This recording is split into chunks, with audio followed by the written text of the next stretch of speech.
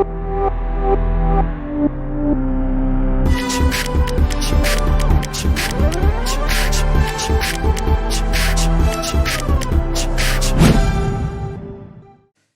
I have these more questions mostly connected to argument. First question is angle between Z and minus IZ. आपको पता है कि angle से connected complex number में क्या होता है, उसका आर्ग्यूमेंट. तो अगर Z बनाता है अल्फा एंगल और माइनस IZ बनाता है बीटा एंगल, तो उनके बीच का एंगल क्या हो जाएगा, बीटा माइनस अल्फा. बिल्कुल सिंपल सा आइडिया. सो Z का आर्गुमेंट लेट मी से थीटा है, तो माइनस IZ का आर्गुमेंट क्या होगा. What I am going to do is argument of Z1 Z2 क्या होता है, वो होता है argument Z1 plus argument Z2. You know that log जैसा काम करता है ना, log AB equal to log A plus log B. Argument Z1 Z2 is argument Z1 plus argument Z2. Minus I का आर्गुमेंट क्या होगा, this is minus I. Origin से इसको ज्वाइन करने वाला वेक्टर पॉजिटिव रियल एक्सिस से anticlockwise जो angle बनाता है, दैट इज 3π/2 और you can say minus π/2. So this is minus π/2 plus argument Z, मतलब माइनस π/2 प्लस थीटा. तो बोलो इनके बीच का एंगल क्या होगा. एक लाइन थीटा एंगल बनाता है, एक लाइन थीटा माइनस π/2 बनाता है, तो उनके बीच का एंगल विल बी सिंपली π/2. एक थीटा माइनस 90, मतलब उससे 90 डिग्री पहले, तो उनके बीच का एंगल 90 हो जाएगा. वैसे argument of Z1 by Z2 का मतलब क्या होता है. Argument of Z1 upon Z2 का मतलब हुआ argument Z1 minus argument Z2. मतलब अगेन वही स्टोरी है, दोनों के एंगल का डिफरेंस मतलब उनके बीच का angle. Let me show you. Suppose ये Z1 है, ये Z2 है. Z1 का आर्गुमेंट है अल्फा, Z2 का आर्गुमेंट है बीटा. तो ये बताओ इनके बीच का जो एंगल है वो क्या हुआ. इनके बीच का एंगल हुआ बीटा माइनस अल्फा. इनके बीच का एंगल हुआ बीटा माइनस अल्फा. अब वो एंगल बीटा माइनस अल्फा है, बट रोटेशन क्लॉकवाइज होगा तो भी यही होगा, एंटी क्लॉकवाइज होगा तो भी वही होगा. So basically argument of Z1 by Z2 का मतलब होता है Z2 का एंगल Z1 के एंगल में से सबट्रैक्ट करना. तो अगर मैं आर्गुमेंट यहां पे बात करूंगा तो क्या मिलेगा, Z1 के आर्गुमेंट मतलब अल्फा में से बीटा सबट्रैक्ट करना, and that will be alpha minus beta. अब अल्फा माइनस बीटा नेगेटिव भी हो सकता है, पॉजिटिव भी हो सकता है. अगर एंगल पूछा गया है तब तो अल्फा माइनस बीटा का मॉड होगा, बट आर्गुमेंट का डिफरेंस पूछा गया है तो अल्फा माइनस बीटा होगा. जैसे इस केस में लेट मी से कि ये 30 डिग्री है, Z1 इज बेसिकली 2π/6, मॉड 2 है और आर्गुमेंट π/6. जो Z2 है लेट मी से 1 और π/4, उसका मॉड 1 है. देखो लेंथ मैंने हाफ बना रखा है इसका, और एंगल 45 डिग्री है. तो argument of Z1 upon Z2 will be argument Z1 that is 30 degree minus argument Z2 that is 45 degree that is minus 15 degree. लेकिन अगर एंगल बिटवीन Z1 Z2 पूछा जाएगा तो that will be 15 डिग्री, क्योंकि angle तो कहां से कहां मेजर करते हैं उसमें कोई डायरेक्शन नहीं होता है. तो जब दो वेक्टर्स के बीच का एंगल फाइंड करेंगे तो 15 is also okay, minus 15 is also okay. But जब एंगल बोलेंगे तो आपको माइनस लिखने की जरूरत नहीं है. हाँ, आर्गुमेंट Z1 बाय Z2 है तो आपको लिखना पड़ेगा. That is for the clarity, not for this question. इस क्वेश्चन में देखो क्या है, argument of Z1 by Z2 equal to 0, मतलब argument of Z1 by Z2 equal to 0 का मतलब उनके बीच का एंगल 0 है. Argument Z1 minus argument Z2 equal to 0, उनके बीच का एंगल 0 है. स्पेशल केसेस अगर आपको याद हो तो मॉड स्प्लिट हो जाता था, तो मॉड स्प्लिट हो जाएगा और साइन चेंज नहीं होगा, मतलब माइनस रिमेन्स माइनस. तो कौन सा आंसर हुआ, सेकेंड वन. ये ऑप्शन है, option A, option B, option C, option D, लेकिन ये गलत है।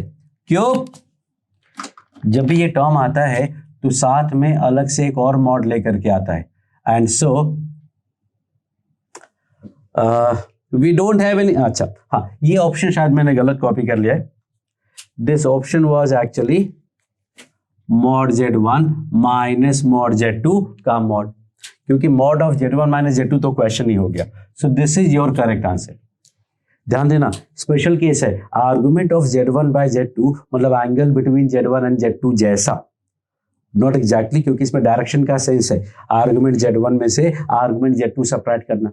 लेकिन अगर वो जीरो है, इसका मतलब दोनों का आर्गुमेंट सेम है, और सेम आर्गुमेंट मतलब थीटा जीरो हुआ, और थीटा जीरो होने का मतलब मॉड स्प्लिट होगा और साइन चेंज नहीं होगा।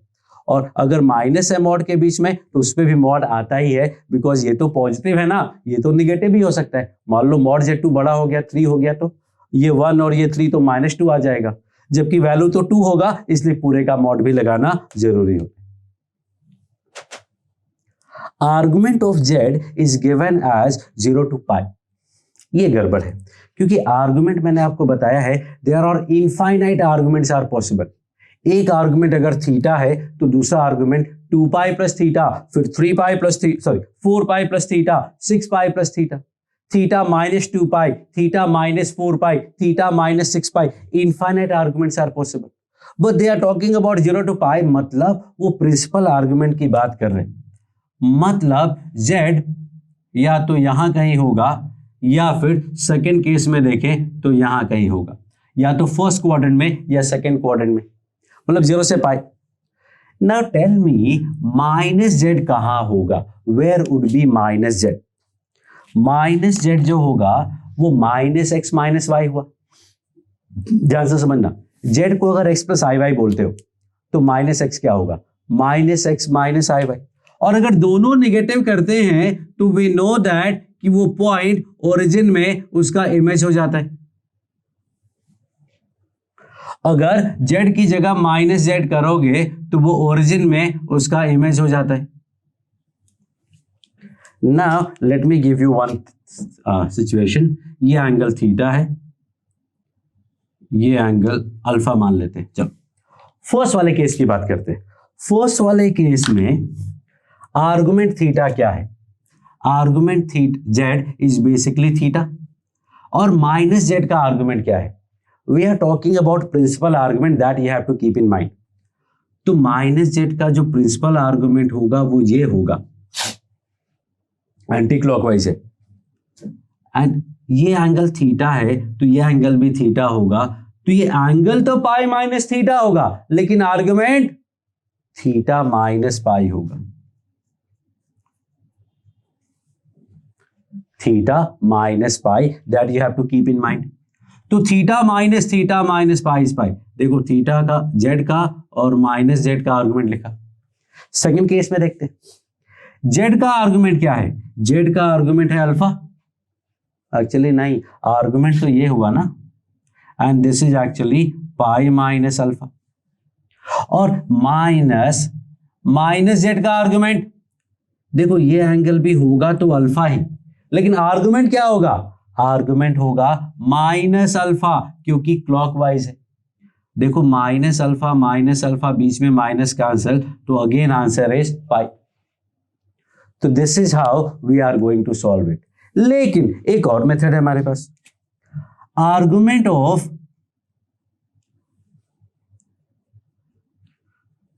Z minus argument of minus Z.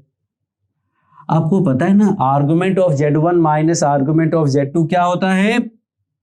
Argument of z1 upon z2, मतलब argument of -1, and that is pi. तो इसमें मैंने ये सारा कुछ आपको क्यों दिखाया?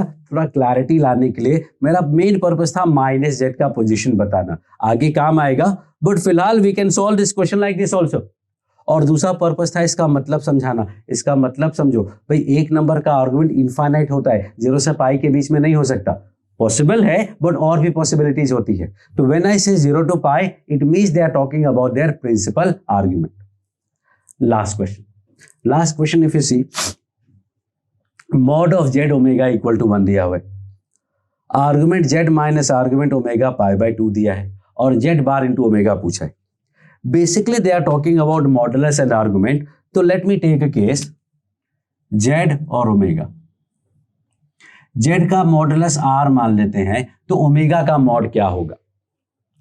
मॉड ऑफ जेड ओमेगा होता है mod Z into mod omega. Mod break होता है ना, mod of Z1 Z2 equals to mod Z1 into mod Z2. तो mod of Z omega will be mod Z into mod omega. Equal to 1 है, मतलब अगर इसका mod R है तो इसका मॉड 1 बाय R होना पड़ेगा. सेकेंड, इसका आर्गुमेंट अगर मैंने थीटा बोल दिया तो आर्गुमेंट ओमेगा क्या होगा? तो आर्गुमेंट ओमेगा हो जाएगा theta minus pi by 2.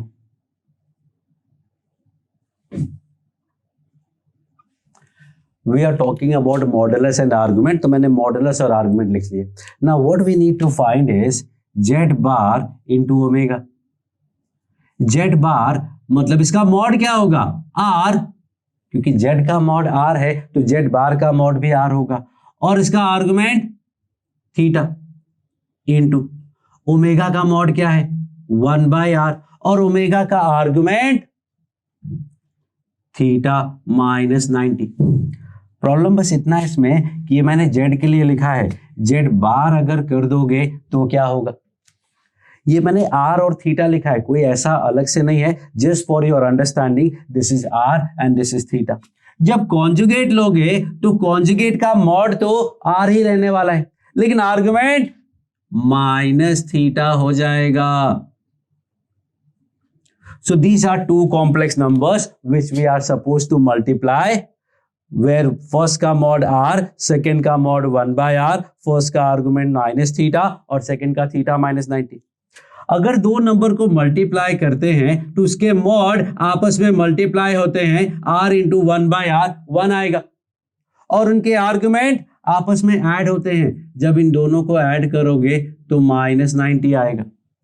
Mod मिल गया, आर्गुमेंट मिल गया, अब क्या बच्चे की जान लोगे?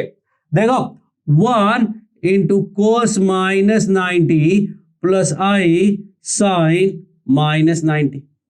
कोस 90 0 होता है, साइन 90 1 होता है, साइन माइनस 90 माइनस 1 होता है. तो answer is minus I. All we have done is I have taken modulus और आर्गुमेंट का नोटेशन और उसके हिसाब से दूसरे वाले का वैल्यू फाइंड कर लिया. That's it. So these are some examples of conjugate. Will continue. Thank you.